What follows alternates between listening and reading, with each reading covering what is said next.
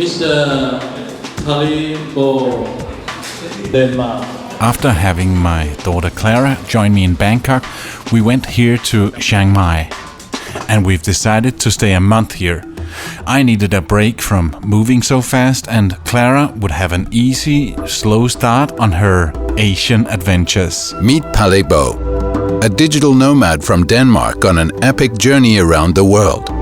At the age of 50, he made a bold decision. He sold everything, his house, his car, his furniture, and set out with a quest to visit every single country in the world, documenting everything along the way. This is the Radio Vagabond podcast. It's our plan to go to Cambodia, Vietnam, Laos, China, North and South Korea and Japan together for the next 4 months. Not necessarily in that order, but that is our plan. So we have a lot ahead of us. She joined me on December 17th, so that also means that we're going to spend Christmas and New Year's Eve here in Chiang Mai. But we'll get to that. We've got a lot to cover in this episode, so you better strap in. First, however, let me mention that this episode of the Radio Vagabond podcast is brought to you in part by Hotels25.com. It's a brilliant website that searches all the major sites to get you the best deals on hotels, guest houses and hostels. Here in Chiang Mai, however, we've decided to have our own apartment, and we found a place called PT Residence. The apartment isn't that big, but it has everything we need. It's got a great location, it's clean, it's modern, and very reasonable priced. I'll put a link to it in my show notes. Chiang Mai is Thailand's second largest city, after Bangkok, located 700 kilometers north of Bangkok.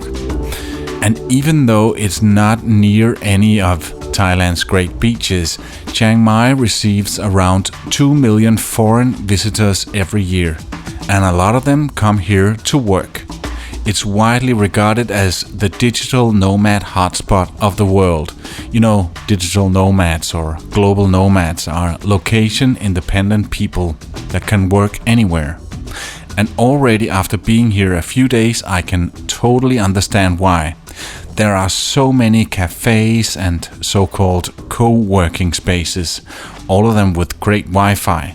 The community also does a lot of meetups with lectures and different social events. So it's easy to make new friends. Like when we were trying to figure out what to do on Christmas Eve. For us Danes, the 24th of December at night is a big deal back in Denmark. This is the night we celebrate Christmas. I would say it's the biggest night of the year. A decorated Christmas tree with a lot of carefully wrapped gifts under it. The smell of roasted duck. And more food than we can eat. The family would gather and sit down around the beautifully decorated table with lots of candles and nice music in the background. Ah, lovely. And this was our Christmas evening 2016.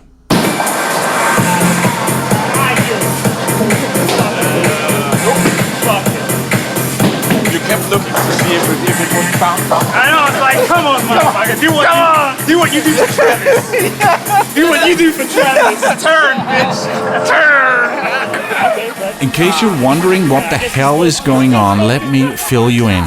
A group of digital nomads here in Chiang Mai said, let's do something different for Christmas. Let's go to Pizza Hut and then go bowling.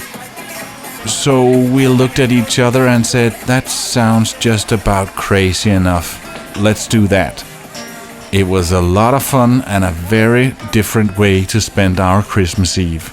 And I made a strike, but lost the game.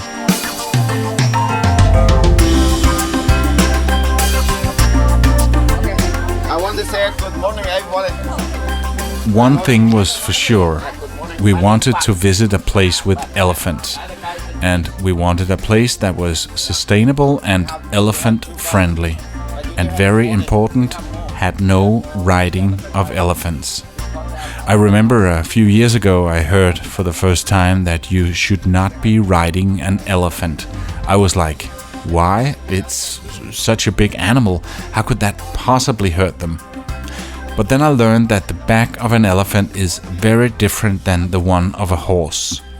An elephant's spine is not built to support anything, not even the weight of a small human being.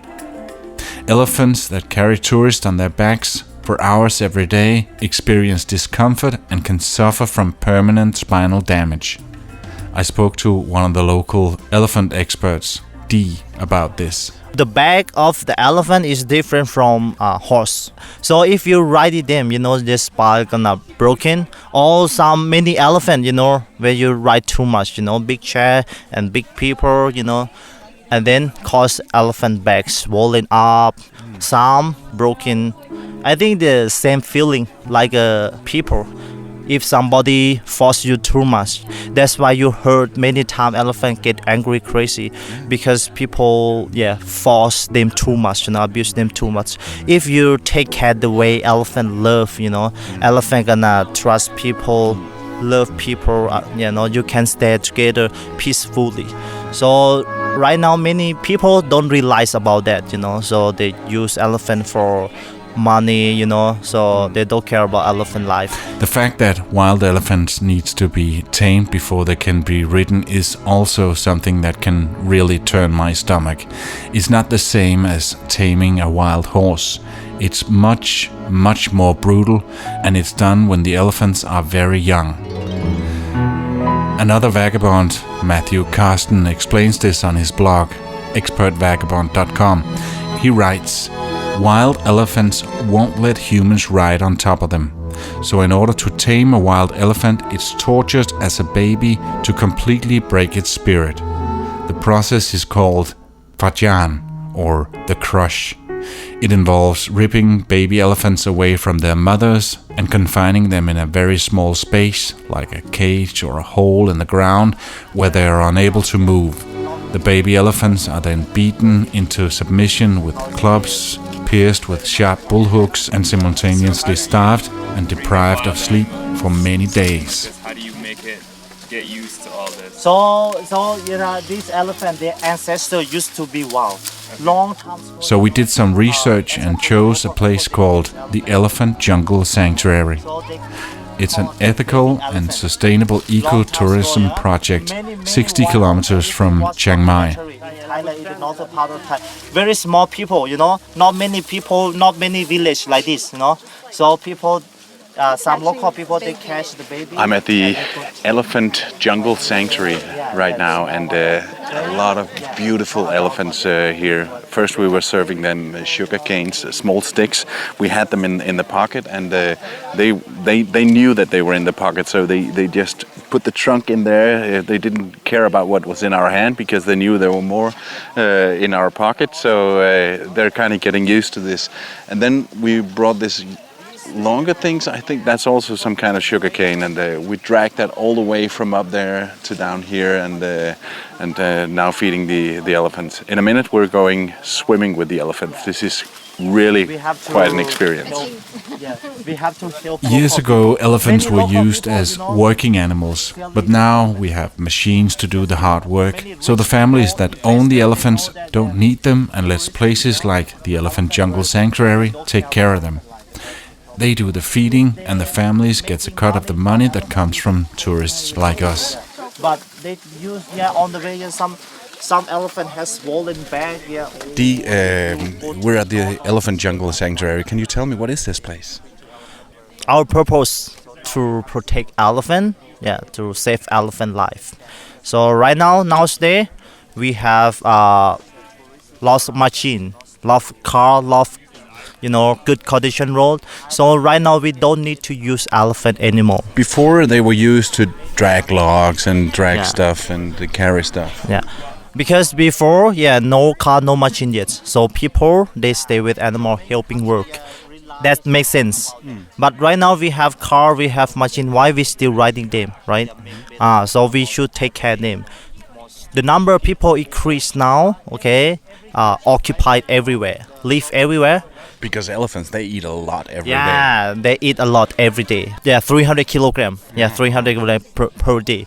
So now we don't have enough space for elephant. So that's why we have to helping each other grow food for elephant now. So in fact, this whole group, we're 20, 30 people here right now, and we each pay a little bit to get here, and that goes mainly to feeding the elephants and keeping this place alive. Yeah, yes. So we working, in sanctuary, not only pay elephant food, okay? So, staff who working here, car, all the land, we have to rent the land from local people. So the money, from people who coming here, we pay salary to staff, who take care elephant, and the local people who grow food for us, like that. And here at this specific place, this is called the Elephant Jungle Sanctuary, but you have 8 places? Yeah, 8 places now. Most of people, they realize now, elephant working or elephant, abusement is not good. So many people help us now. So we accept more people. We talk to local people who has elephant, helping them and talk to them. Many people, move the elephant from riding camp to sanctuary now. Yeah, so local people themselves, they love elephant. But at that time, no sanctuary yet, no people helping them yet. So they have to put the elephant at riding camp. Yeah, so now we have sanctuary, we have organization, so many people coming help us. So we talk to them and we support them. Local people, they are very happy now. Yeah, and it's local people who own the elephants, and then they have you take care of them, and they get a little money from you. Yeah, of course. Yeah, we local people, they are the best trainers. Yeah, they are the best trainers. They were born with elephants. So we support local people, take care of their own elephants. Because if we don't help local people gonna sell the elephant to investor, rich people, making riding camp. Because local people, they don't have big budget to buy elephant food by their own. So we have to help them, support them.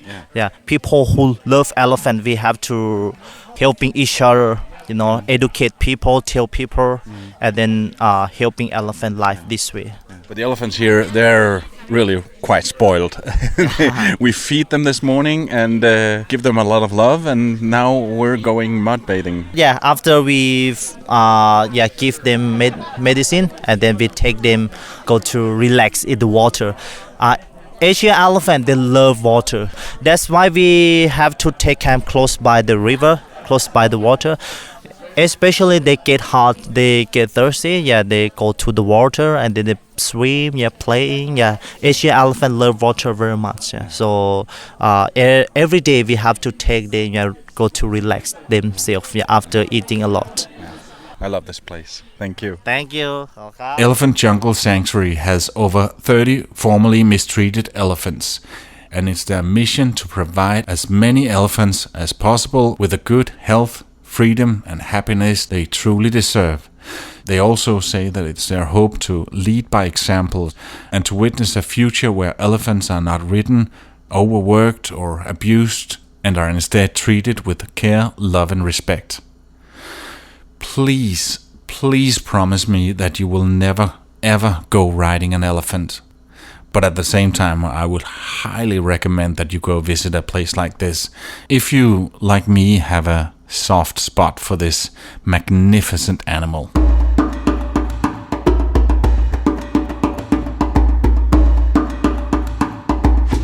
For the first time in Thailand, I've been riding a scooter with my wonderful daughter on the back, and Clara, at some point I noticed that your leg started shaking. I don't even know why it happened. Like I just couldn't get them to stop shaking. I felt it was the anxiety shaking. Kinda, I guess. It was maybe more the adrenaline. Honestly, between you and me, were you scared? Not really. A little bit in the beginning. I was scared all the way. Okay. I didn't feel I had any control. That's a little worrying, and now I don't really feel like driving home. You want to drive with me on the back? We'll leave. Maybe not. We'll decide later. I think we're in the old town. I'm not quite sure where we are, but we are in Chiang Mai. I know that much. And we passed a lot of markets, and now we're going to check out what it looks like.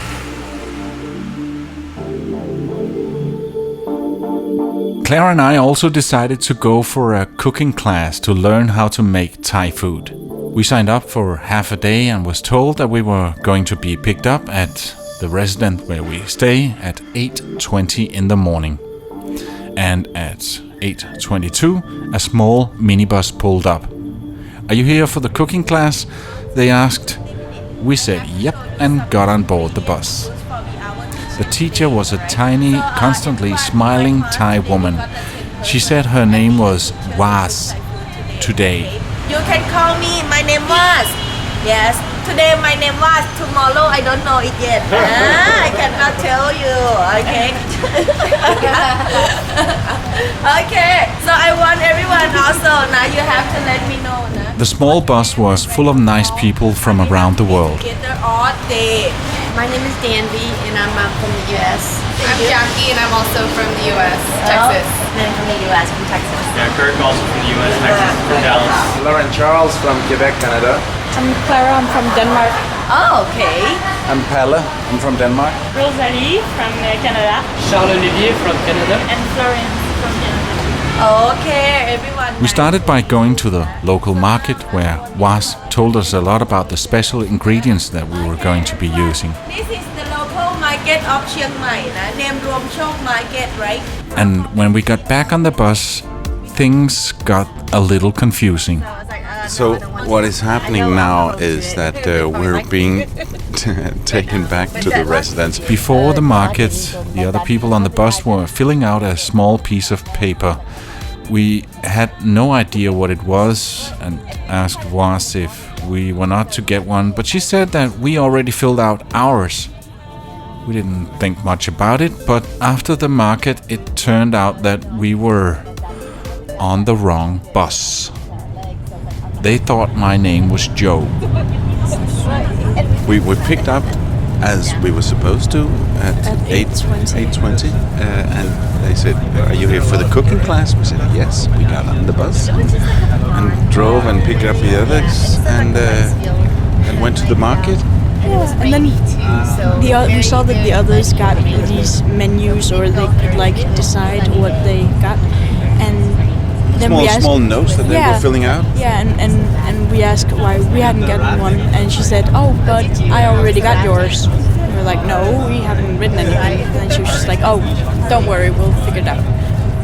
Yeah, and then when we were after the market, we got back on the bus and they said, "Oh, Joe, I have already got your note here."